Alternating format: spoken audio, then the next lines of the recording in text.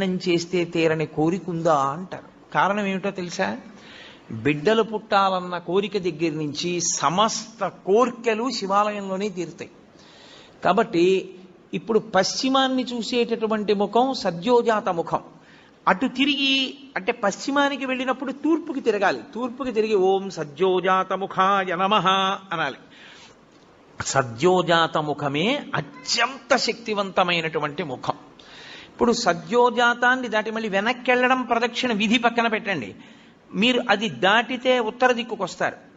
ఉత్తర దిక్కుకు వచ్చినప్పుడు మళ్ళీ శివాలయం గోడకి ఎదురుగుండా నిలబడాలి. నిలబడి ఓం వామదేవాయ నమః అనాలి.